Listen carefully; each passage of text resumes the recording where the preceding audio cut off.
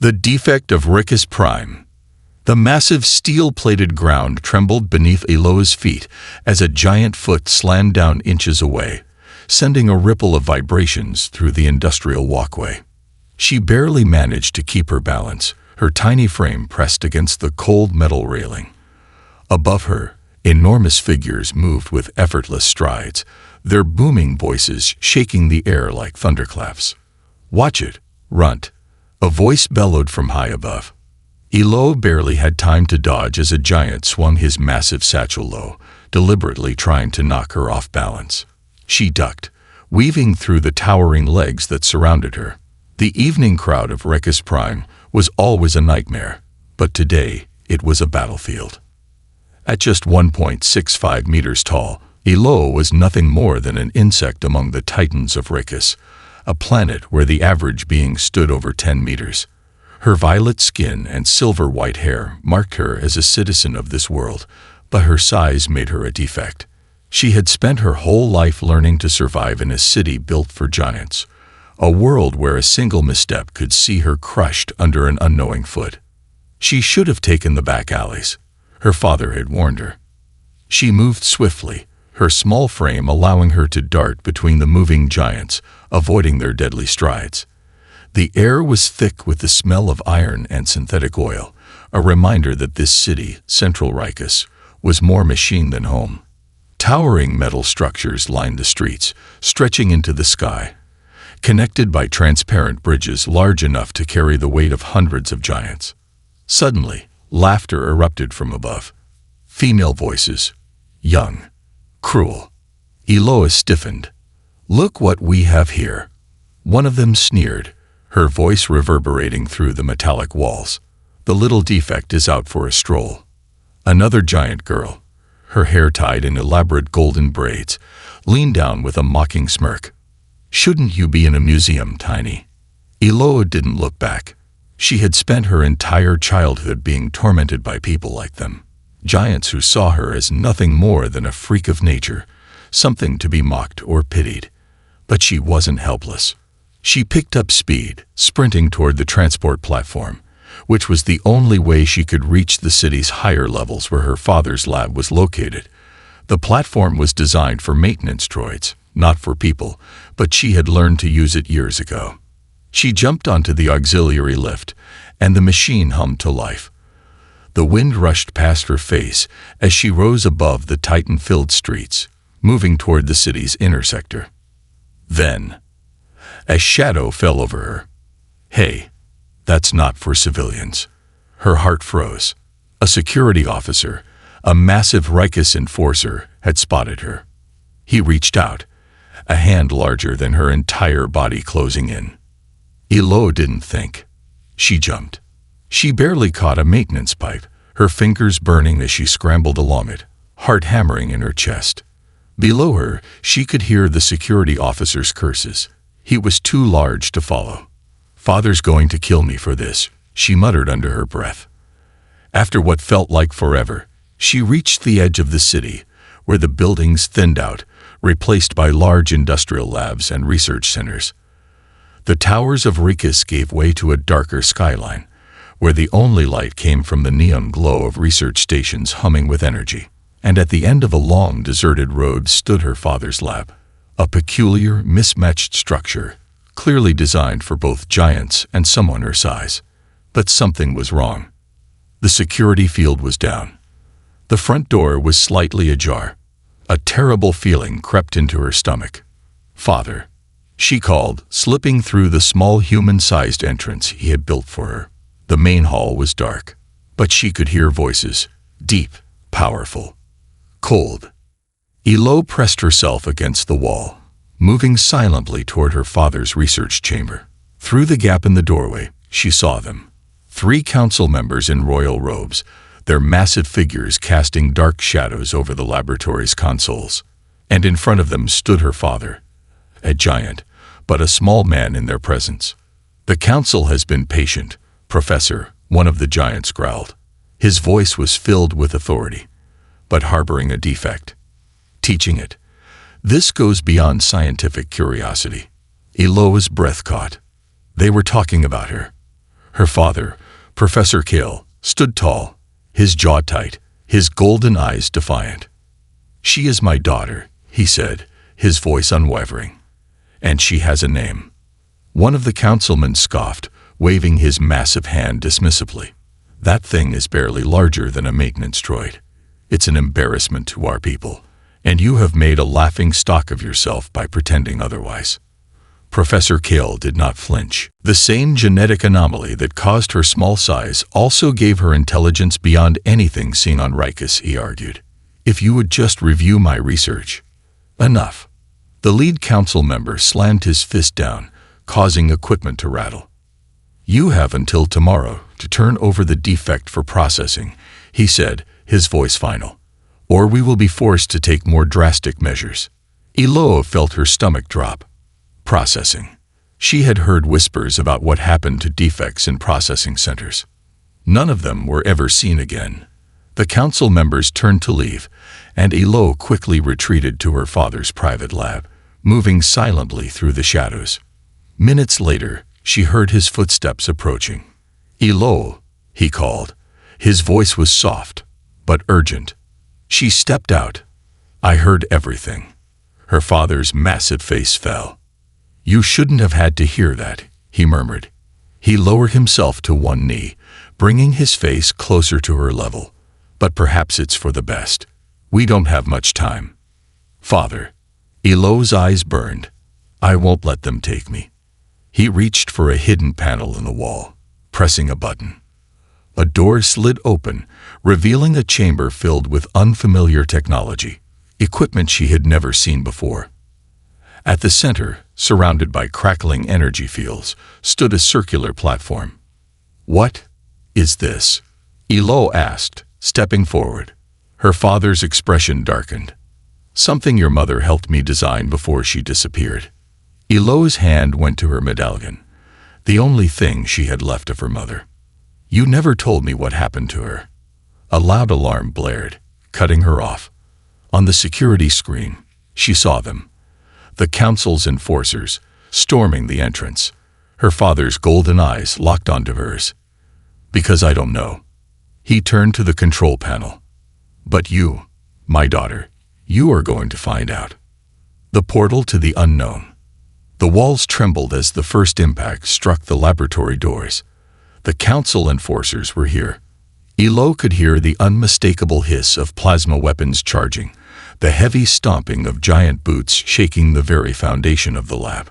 Her father worked frantically at the control panel, fingers flying across the interface, entering a complex sequence of codes that made the circular platform in the center of the room glow with an eerie blue light. Eloa staggered backward, her golden eyes wide as the energy fields around the platform began to pulse and swirl, forming a shimmering vortex of spiraling light. "What is this?" she gasped, feeling an unfamiliar pull in her chest, as if the portal was reaching out to her. Her father turned, his massive hands gripping her shoulders gently, his expression both urgent and sorrowful. "A way out," he said. "A way to where you will be safe." Another boom resounded through the halls, the second blast.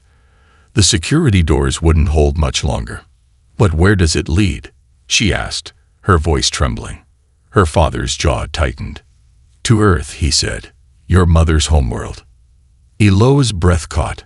She had heard the stories, legends, really, of a world where everyone was her size, a place where she wouldn't be a defect, where she wouldn't have to live in fear of being crushed or hunted.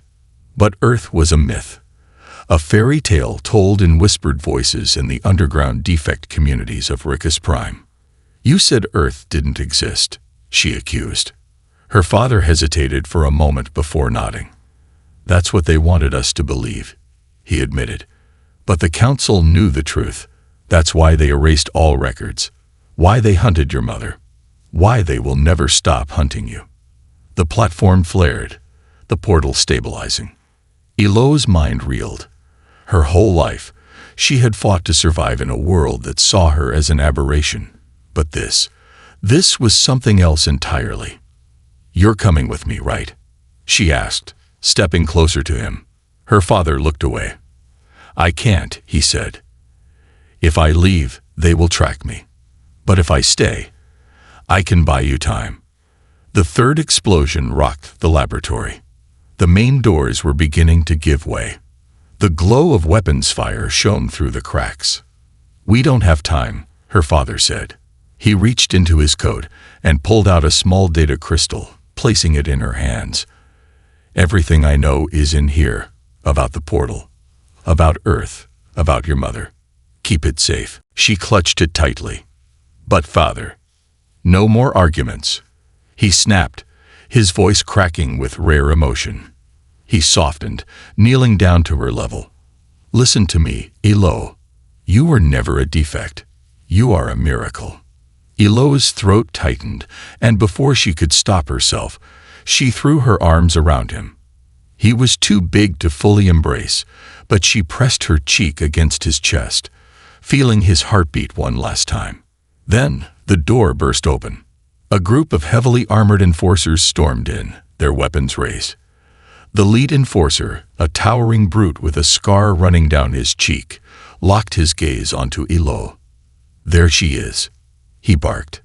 Her father shoved her backward. "Go," he roared. Before she could react, his massive hand slammed against the activation panel. The world erupted into light. Through the rift, it felt like she was being ripped apart and rebuilt at the same time. The moment she entered the portal, Eloa's body was hit with a force so intense that she couldn't even scream. The world around her became a maelstrom of colors. Flickering between scenes that weren't her own, she saw glimpses of strange landscapes, cities of light, alien creatures, and battles waged across distant stars. Then, she was falling. The sky above her was an endless, ink-black void sprinkled with stars unfamiliar to her. Below, she saw a massive city, but unlike the towering mechanical structures of Rickus Prime, these were scaled for someone her size. Neon lights illuminated the streets, and metal vehicles moved on roads, much smaller than the transport systems of her homeworld. She slammed into something soft and damp.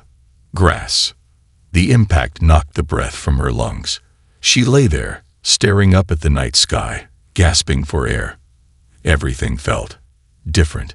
The air was thinner, cooler, carrying the scent of rain and distant metal. She forced herself to sit up, her limbs shaking. "I made it," she whispered, disbelief and exhaustion washing over her. But where exactly was she? She turned her head, taking in her surroundings. A park. Trees surrounded her, their leaves dark green and rustling in the light breeze. She was sitting in a patch of grass, but in the distance, she could see skyscrapers lined with bright, flickering signs written in an unfamiliar language. A massive screen on one of the buildings flickered with text. Tokyo, Japan. Her heart pounded. She recognized the name from her father's research. This was Earth. She had really made it. Then, voices. "Did you see that? Something fell over there." Eloa tensed. She wasn't alone. A group of young men in strange, casual clothes was approaching. One of them raised a small glowing rectangle, some kind of recording device. "Whoa, did we just witness a meteor or something?" one of them muttered. Another gasped. "Dude, is that a girl?" Eloa's blood turned cold. She had no idea how these humans would react to her. She scrambled to her feet, her body still weak from the jump between worlds. The humans were getting closer, their voices filled with curiosity and excitement. She turned and ran. Her legs ached, her lungs burned, but she pushed herself forward, darting into the shadows of the park, weaving between trees. She had to get away, had to find a safe place before more of them saw her. She turned a corner and skidded to a stop. A road stretched in front of her, lined with glowing signs and endless moving vehicles. Suddenly, a blaring siren filled the air. A light flashed across her body, and a deep voice barked something in the unfamiliar Earth language. A metal vehicle with flashing red and blue lights rolled up, and a man in dark blue attire stepped out. He was her size, but his presence was just as intimidating as the giants of Rickus. "Hey, are you okay?" he called out. Eloa backed away, her mind racing. She had survived the fall. She had made it to Earth. But what now? First contact in Tokyo. Eloa's heart pounded as she backed away from the approaching human. The flashing lights of the police vehicle cast long shadows across the pavement, bathing her in an eerie red and blue glow. The uniformed man took slow, careful steps toward her, his hands raised in what seemed like a non-threatening gesture. He was speaking, but she barely understood a word. The language barrier was real. Her mind raced. She knew some human languages. Her father had taught her snippets of old records from Earth, but the spoken words now were too fast, too complex for her to process in her current state. "Are you okay?" the officer repeated, his voice firm yet calm. She took another step back. No sudden movements. Eloa. She was an alien in a foreign world. She couldn't afford to trust the wrong people. Suddenly, a new voice called out from behind her. "Hey, officer, is something wrong?" She spun around to see a young man in civilian clothing standing near the sidewalk, watching the scene unfold. His black hair was messy, and his dark brown eyes flickered with curiosity rather than fear. The officer turned his attention to him. "This girl." The officer gestured toward Eloa, lowering his voice. "She looks lost. No ID, no phone. She seems confused.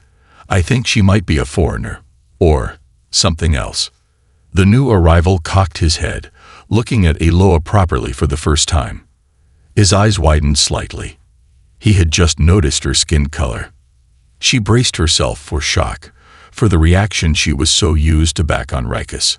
A sneer, disgust, fear.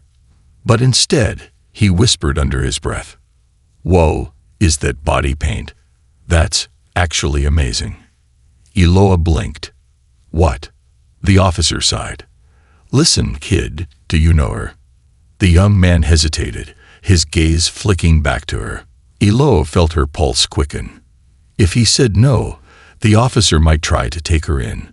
She didn't know how Earth handled unknown individuals. The last thing she wanted was to end up in another version of processing. The young man scratched his chin and then, with a sly smirk, said, "Yeah, I know her. She's a friend." Eloa barely kept her expression neutral. "Lying." The officer frowned. "You sure?" Yeah.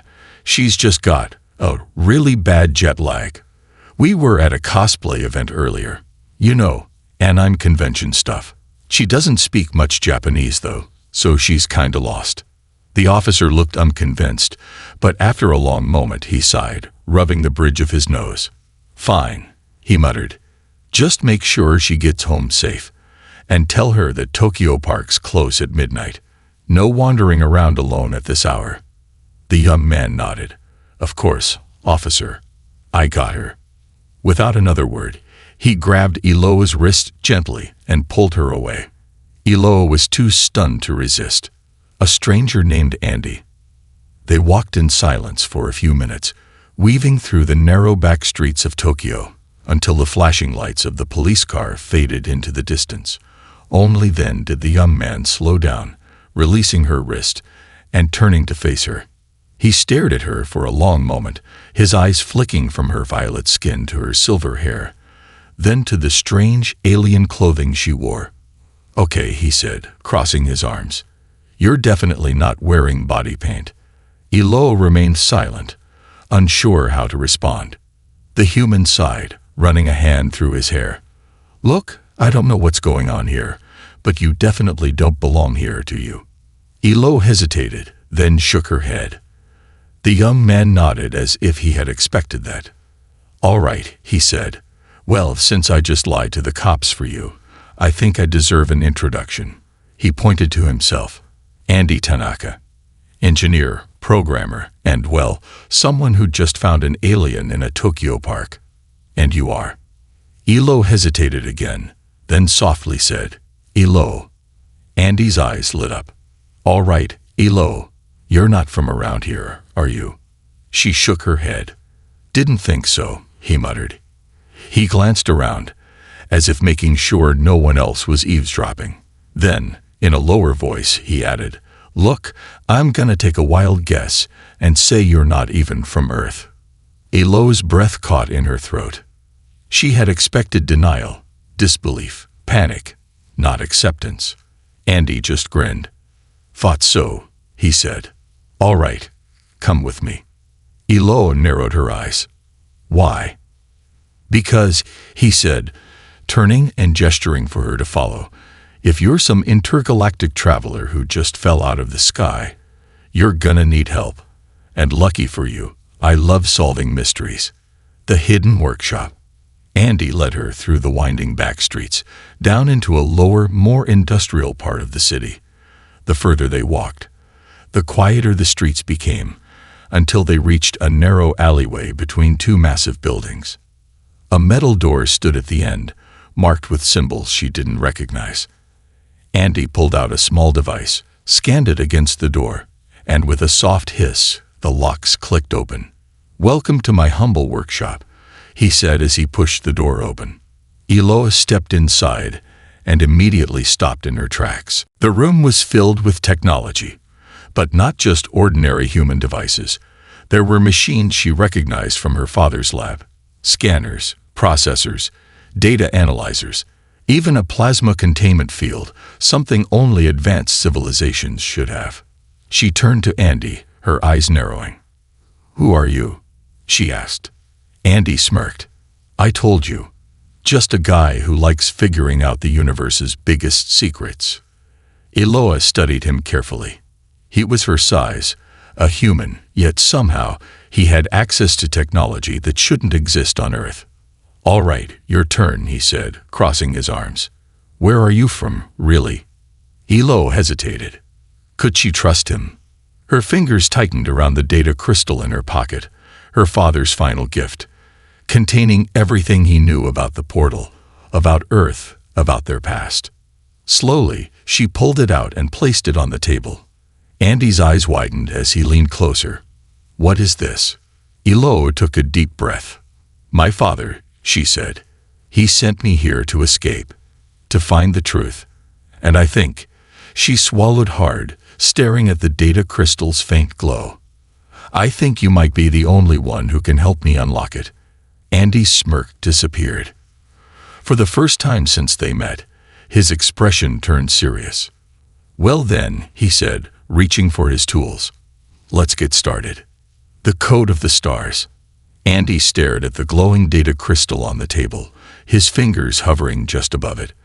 The soft hum of energy radiating from its core sent a ripple of excitement through his mind.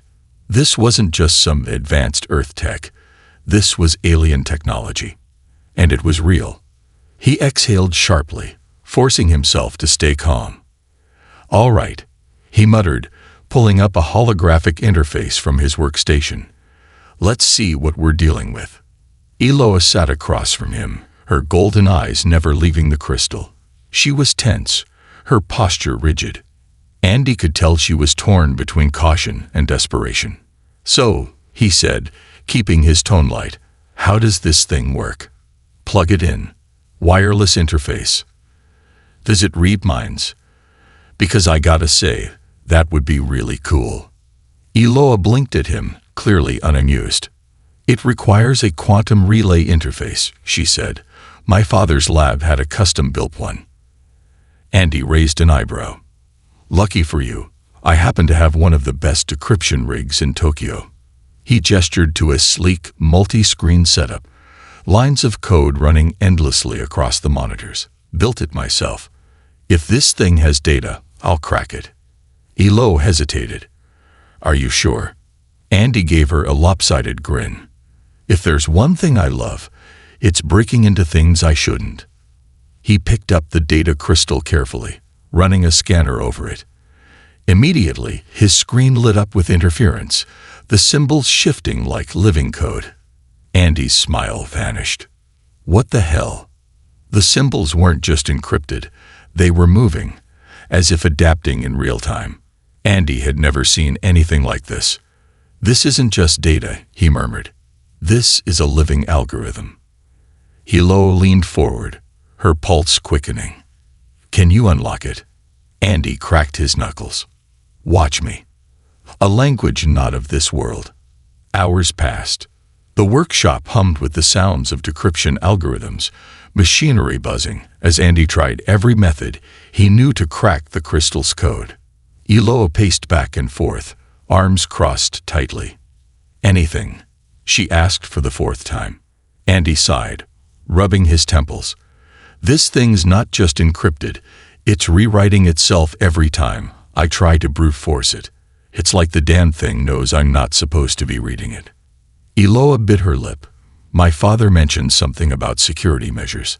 Only certain individuals could access the data. People with the right genetics. Andy froze mid-type. He slowly turned to look at her. Wait. You're saying it needs your DNA to unlock it? Eloa hesitated. Possibly. Andy groaned. Great. Would have been nice to know that 4 hours ago. She folded her arms. I didn't know if I could trust you yet. Andy gave her a pointed look. And do you now? Eloa hesitated. Then, slowly, she nodded. Good, Andy muttered. Because I need you to touch the crystal. Eloa stared at the glowing object, its shifting patterns hypnotic. What if this was a mistake? What if activating it alerted someone, or something, on Ricus Prime? But she had no choice. She reached out and pressed her fingers against the crystal surface. Immediately, the entire workshop plunged into darkness. The echo of the ancestors. For a brief moment, there was nothing. No sound, no light, just infinite darkness. Then, a whisper echoed through the void. Not words, but memories. Eloa's vision exploded with images, flashing faster than she could comprehend. A woman with silver hair standing on a mountain under twin moons. A towering structure, ancient symbols carved into its surface, humming with cosmic energy. A battle in the stars, massive ships locked in combat, plasma beams tearing through the void. A pair of golden eyes, like hers, watching from the shadows. Then, a single phrase, spoken in a voice that felt like it came from deep inside her soul. Find the Watcher. The truth is buried in the past. Eloa gasped, stumbling backward. Andy was on the floor, his eyes wide in shock, as if he had seen the exact same vision. What the hell was that? He choked out. Eloa's breathing was ragged. I don't know. The screens in the workshop flickered back to life, but they no longer displayed code. Instead, they showed a single image. A map of the Earth. More specifically, a location. Coordinates. A place neither of them recognized. Andy stared at the numbers. Okay, this is officially the craziest night of my life. Eloa swallowed hard. But deep down she knew. This was just the beginning. The hunters arrive. Far from the neon-lit streets of Tokyo, on the outskirts of Earth's orbit, a ship blinked into existence. Its hull was black as the void, its silhouette jagged and menacing. The design was unmistakably Rakusian, built for tracking, hunting, and elimination. Inside the dimly lit control room, 3 figures loomed over a display screen, their eyes locked onto the exact location that had just been broadcast across interstellar space. Found her, one of them growled, his voice laced with cold amusement. A second figure, a tall, cloaked figure with piercing red eyes, nodded slowly. Initiate the landing sequence, he ordered. She won't run far. Not this time. The third figure chuckled darkly. And when we find her? The red-eyed leader bared his teeth. We remind her that defects don't get second chances.